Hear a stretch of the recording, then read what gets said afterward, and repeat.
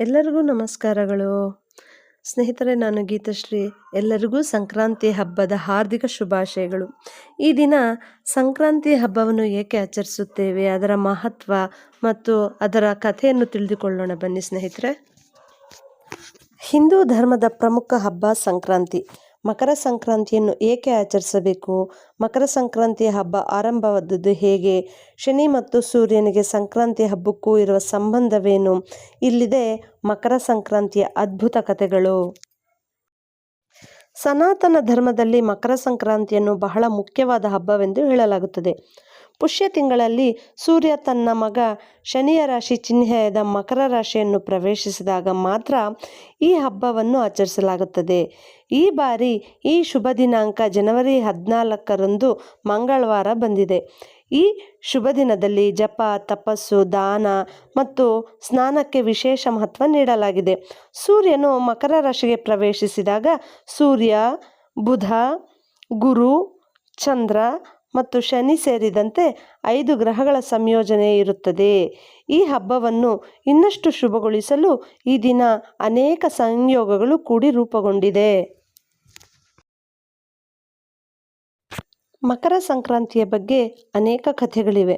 ಮೊದಲನೇ ಕಥೆಯನ್ನು ಶ್ರೀಮದ್ ಭಾಗವತ ಮತ್ತು ದೇವಿ ಪುರಾಣಗಳಲ್ಲಿ ಹೇಳಲಾಗಿದೆ. ಈ ಕಥೆಗಳ ಪ್ರಕಾರ ಶನಿ ಮಹಾರಾಜನು ತನ್ನ ತಂದೆ ಸೂರ್ಯದೇವನ ವಿರುದ್ಧ ದ್ವೇಷ ಹೊಂದಿದ್ದನು. ಏಕೆಂದರೆ ಶನಿಯ ತಾಯಿ ಛಾಯಾ ಸೂರ್ಯದೇವನ 2ನೆಯ ಹೆಂಡತಿ ಮತ್ತು ಮೊದಲನೆಯ ಪತ್ನಿ ಯಮರಾಜನ ತಾಯಿ ಸಂಜ್ಞಾ. ಸೂರ್ಯದೇವನು ತನ್ನ ಪತ್ನಿಯರ ನಡುವೆ ಮತ್ತು ಮಕ್ಕಳ ನಡುವೆ ತಾರತಮ್ಯ ಮಾಡುತ್ತಿರುವುದನ್ನು ಶನಿಯು ಗಮನಿಸಿದ್ದ. ಇದು ಶನಿದೇವನ ಕೋಪಕ್ಕೆ ಕಾರಣವಾಯಿತು ಮತ್ತು ಸೂರ್ಯದೇವನ ಪತ್ನಿ ಛಾಯಾ ಹಾಗೂ ಶನಿಯು ಸೂರ್ಯದೇವನಿಗೆ ಕುಷ್ಠರೋಗ ಬರುವಂತೆ ಶಾಪ ನೀಡಿದರು. ಸೂರ್ಯದೇವನ ಕುಷ್ಠರೋಗದ ನೋವನ್ನು ನೋಡಿದ ಯಮರಾಜನು ತುಂಬ ದುಃಖಿತನಾಗಿದ್ದನು ಮತ್ತು ಈ ಕಾಯಿಲೆಯಿಂದ ಹೊರಬರಲು ಕಠಿಣ ಕಾರ್ಯಗಳನ್ನು ಸಹ ಮಾಡಿದನು. ಕೋಪದಿಂದ ಸೂರ್ಯದೇವನು ತನ್ನ ಜ್ವಾಲೆಯಿಂದ ಶನಿ ಚಿಹ್ನೆ ಎಂದು ಕರೆಯಲ್ಪಡುವ ಕುಂಭವನ್ನು ಸುಟ್ಟು ಹಾಕಿದನು. ಇದರಿಂದಾಗಿ ಶನಿದೇವ ಮತ್ತು ಅವರ ತಾಯಿ ಛಾಯಾ ಸಾಕಷ್ಟು ನೋವನ್ನು ಅನುಭವಿಸಬೇಕಾಯಿತು. ಯಮರಾಜ ತನ್ನ ಮಲತಾಯಿ ಮತ್ತು ಸಹೋದರ ಶನಿಯ ದುಃಖವನ್ನು ನೋಡಿ ತನ್ನ ತಂದೆ ಸೂರ್ಯದೇವನ ಬಳಿ ಅವರ ಜೀವನವನ್ನು ಅಭಿವೃದ್ಧಿಗೊಳಿಸುವಂತೆ ಬೇಡಿಕೊಳ್ಳುತ್ತಾನೆ. ಯಮರಾಜನಿಂದ ಸಾಂತ್ವನ ಪಡೆದ ನಂತರ ಸೂರ್ಯದೇವನು ಕುಂಭದಲ್ಲಿರುವ ತನ್ನ ಮನೆಗೆ ತಲುಪಿದ. ಅದಾಗಲೇ ಅಲ್ಲಿ ಎಲ್ಲವೂ ಸುಟ್ಟು ಹೋಗಿತ್ತು. ಆ ಸಮಯದಲ್ಲಿ ಶನಿದೇವನ ಬಳಿ ಕಪ್ಪು ಎಳ್ಳನ್ನು ಹೊರತುಪಡಿಸಿ ಬೇರೇನೂ ಇರಲಿಲ್ಲ. ಆದ್ದರಿಂದ ಅವನು ಕಪ್ಪು ಎಳ್ಳಿನಿಂದ ಸೂರ್ಯದೇವನನ್ನು ಪೂಜಿಸಿದನು.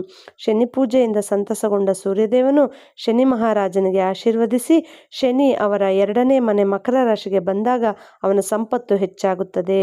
ಆದ್ದರಿಂದ ಶನಿ ಮಹಾರಾಜನಿಗೆ ಎಳ್ಳು ತುಂಬ ಇಷ್ಟ.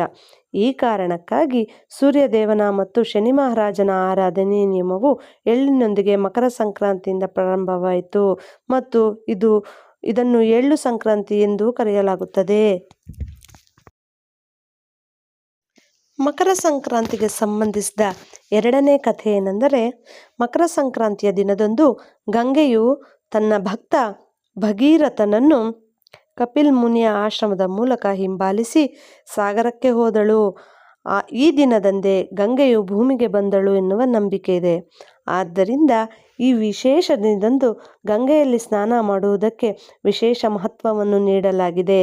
ಈ ದಿನ ಭಗೀರಥನು ಗಂಗೆಯಲ್ಲೇ ತನ್ನ ಪೂರ್ವಜರಿಗೆ ತರ್ಪಣವನ್ನು ನೀಡಿದನು ಮತ್ತು ಭಗೀರಥನು ನೀಡಿದ ತರ್ಪಣವನ್ನು ಗಂಗೆಯು ಸ್ವೀಕರಿಸಿದಳು. ಈ ಕಾರಣಕ್ಕಾಗಿ ಮಕರ ಸಂಕ್ರಾಂತಿಯ ದಿನದಂದು ಗಂಗಾ ನದಿಯ ತೀರದಲ್ಲಿ ಜಾತ್ರೆಯನ್ನು ಆಯೋಜಿಸಲಾಗುತ್ತದೆ ಅಂತ ಕಥೆ ಸಹ ಕಂಡುಬರುತ್ತದೆ. ಮಕರ ಸಂಕ್ರಾಂತಿಯ ದಿನದಂದು ಭೀಷ್ಮ ಪಿತಾಮಹರು ಮಹಾಭಾರತ ಅವಧಿಯಲ್ಲಿ ತನ್ನ ದೇಹವನ್ನು ತ್ಯಜಿಸಿದರು. ಭೀಷ್ಮ ಪಿತಾಮಹನು ತನ್ನ ಪ್ರಾಣವನ್ನು ತ್ಯಜಿಸಲು ಮಕರ ಸಂಕ್ರಾಂತಿಗಾಗಿ ಕಾಯುತ್ತಿದ್ದರು. ಸೂರ್ಯನ ಉತ್ತರಾಯಣದ ಸಮಯದಲ್ಲಿ ದೇಹವನ್ನು ತ್ಯಜಿಸುವ ಆತ್ಮಗಳು ನೇರವಾಗಿ ಸ್ವರ್ಗಕ್ಕೆ ಹೋಗುತ್ತವೆ. ಆ ಮೂಲಕ ಜನನ ಮತ್ತು ಮರಣದ ಬಂಧನವನ್ನು ಆತ್ಮವು ಮುಕ್ತವಾಗುತ್ತದೆ ಎನ್ನುವ ಕಾರಣಕ್ಕಾಗಿ ಭೀಷ್ಮರು ಬಾಣದ ಹಾಸಿಗೆಯ ಮೇಲೆ ಮಲಗಿ ಉಸಿರನ್ನು ಹಿಡಿದುಕೊಂಡಿದ್ದರು. ಸಂಕ್ರಾಂತಿ ಹಬ್ಬ ದೇಶ ವಿದೇಶಗಳಲ್ಲಿ ಬೇರೆ ಬೇರೆ ಹೆಸರುಗಳಲ್ಲಿ ಆಚರಿಸುವ ಒಂದು ಸುಗ್ಗಿ ಹಬ್ಬ. ಸಂಕ್ರಾಂತಿಯ ನಾಯಕ ಬೆಳಕು ನೀಡುವ ಸೂರ್ಯನಾದರೆ ನಾಯಕಿ ಸಸ್ಯ ಬೆಳೆಯು ಅನುವು ಮಾಡುವ ಭೂಮಿ ತಾಯಿ. ಹೀಗಾಗಿ ಇದನ್ನು ವಿಶೇಷವಾಗಿ ವಿಶಿಷ್ಟ ರೀತಿಯಲ್ಲಿ ಆಚರಿಸುತ್ತಾರೆ. ಸಂಕ್ರಾಂತಿ ಹಬ್ಬದ ಹಿಂದಿನ ದಿನವೇ ಭೋಗಿ ಹಬ್ಬ. ಅಂದು ಹಳೆಯದನ್ನು ತೊರೆದು ಹೊಸದನ್ನು ಪಡೆಯುವ ಸಂತೋಷ, ಸಡಗರ. ಮನೆಯನ್ನು ಶುದ್ಧಗೊಳಿಸುವುದು, ಮನೆ ಮಂದಿಯೆಲ್ಲ ಎಣ್ಣೆ ಸ್ನಾನ ಮಾಡಿ ನೂತನ ವಸ್ತ್ರ ಧರಿಸುವುದು. ಮಾರನೇ ದಿನ ಹೊಸ ಫಸಲನ್ನು ಉಂಡು ಸಂತೋಷ ಪಡಲು ಸನ್ನದ್ಧತೆ ನಡೆಸುತ್ತಾರೆ. ಮನೆ ಮುಂದೆಲ್ಲ ವಿವಿಧ ರೀತಿಯ ಬಣ್ಣ ಬಣ್ಣದ ರಂಗೋಲಿಗಳಿಂದ ಅಲಂಕರಿಸಲಾಗುತ್ತದೆ. ಸೂರ್ಯನು ಮಕರ ಸಂಕ್ರಾಂತಿಯಂದು ಮಕರ ರಾಶಿಗೆ ಪ್ರವೇಶ ಮಾಡುತ್ತಾನೆ. ಆದ್ದರಿಂದಲೇ ಉತ್ತರ ಭಾರತದಲ್ಲಿ ಈ ಹಬ್ಬಕ್ಕೆ ಮಕರ ಸಂಕ್ರಾಂತಿ ಎಂದು ಹೆಸರು. ಕರ್ನಾಟಕ, ಆಂಧ್ರ ಪ್ರದೇಶ, ಮಹಾರಾಷ್ಟ್ರ ಇಂಥ ರಾಜ್ಯಗಳಲ್ಲಿಯೂ ಇದನ್ನು ಹೆಚ್ಚಾಗಿ ಮಕರ ಸಂಕ್ರಾಂತಿ ಎಂದೇ ಆಚರಿಸುತ್ತಾರೆ.